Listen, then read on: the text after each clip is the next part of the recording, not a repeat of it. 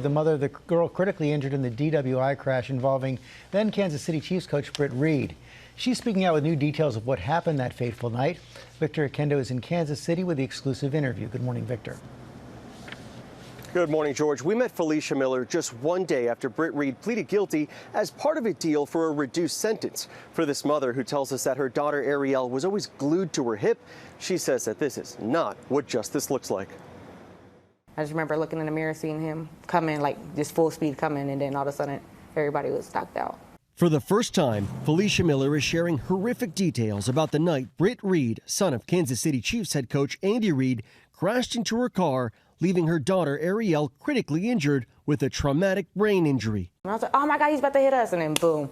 Did you have a second to try to protect your daughter? No, it just happened. No, I couldn't, because it happened so fast. Miller speaking exclusively with ABC News just days after Reid pleaded guilty to driving while impaired as part of a deal for a reduced sentence. Anything to say before court this morning? No, thank you. The maximum prison time he'll now face, 4 years. He's just getting a slap on the wrist. If anybody else had did that, if we did that, any of us hit his car, being drunk, hitting his car and injured one of his kids, we've been in jail. I think the family is upset because they perceive a different system of justice for those who have privilege and those who don't. Those who have privilege and those people from the victim's community. Reid was an assistant coach for the Chiefs at the time of the crash in February 2021, just 3 days before his team played in the Super Bowl.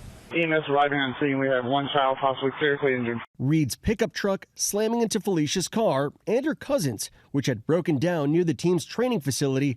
Both cars were pulled over on the shoulder. 3 vehicles involved: dark-colored sedan, a silver SUV, and a different vehicle. One vehicle is flipped. According to a search warrant application obtained by ABC News, an officer on scene reported smelling a moderate odor of alcoholic beverages emanating from Reid. He told the officer he'd had 2 to 3 drinks and was on the prescription drug Ariel. This image from the wreck shows the back seat where Ariel was sitting, totally crushed. I don't hear my baby at all, and I just hear Julie crying, and I'm just like freaking out. And then finally, we find her because she's buried under the seats because, you know, all the seats done broke in the car. She was just trapped underneath some seats in the car? Yeah. And then when I got her out the car, she was stiff. Like, if you see it like this, my arm, your arm's just stiff. She was just stiff like a board. Ariel rushed to the hospital, spending nearly 2 weeks in a coma.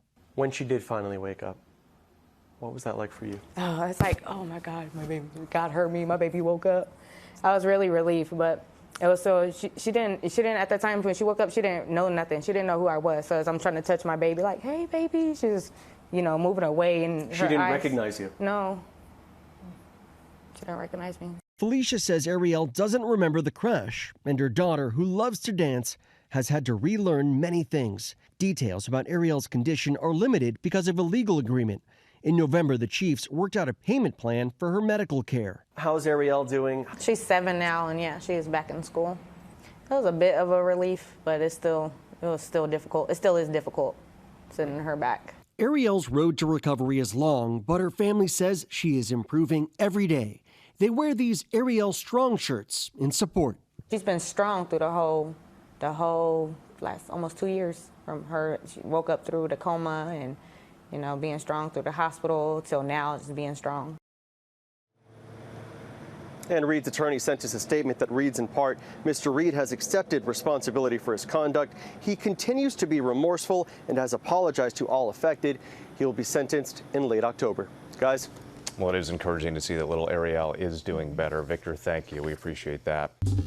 Well, hey there, GMA fans. Robin Roberts here. Thanks for checking out our YouTube channel. Lots of great stuff here. So go on, click the subscribe button right over here to get more of awesome videos and content from GMA every day, anytime.